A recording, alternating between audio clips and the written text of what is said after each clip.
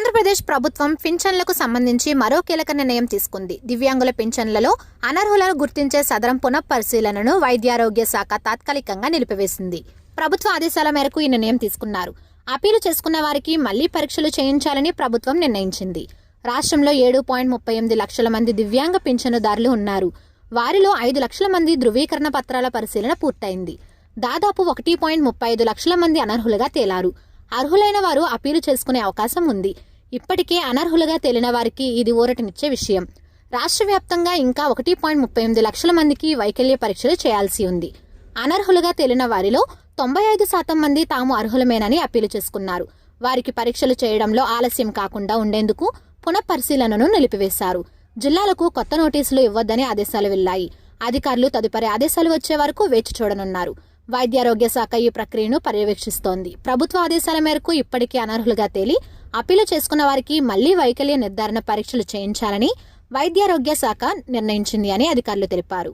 పేదలకు పింఛన్లు ఇచ్చే బాధ్యతను తానే తీసుకున్నానన్నారు ముఖ్యమంత్రి చంద్రబాబు. అన్నమయ్య జిల్లా రాజంపేటలో పింఛన్ల పంపిణీ కార్యక్రమంలో ఆయన పాల్గొన్నారు.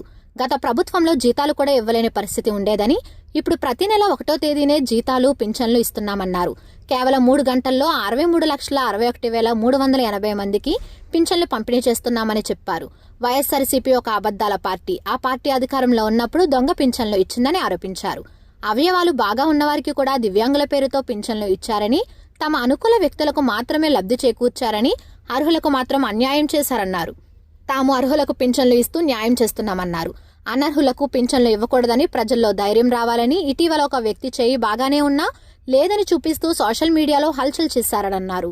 అలాంటి బోగస్ పింఛన్లు తీసేయాలన్నారు. భర్త చనిపోతే భార్యకు వెంటనే పింఛను ఇచ్చే విధానాన్ని తెచ్చామన్నారు చంద్రబాబు. పింఛన్ ఆలస్యమైనా వచ్చే నెలలో కలిపి ఇస్తామన్నారు. సామాజిక పింఛన్లకు ఎన్టీఆర్ ఆద్యులని ఆయన గుర్తు చేశారు. ఎన్టీఆర్ మొదట 30 రూపాయలు పింఛను ఇచ్చారని, 1995లో తాను ముఖ్యమంత్రిగా ఉన్నప్పుడు 75 రూపాయలు పెంచామన్నారు.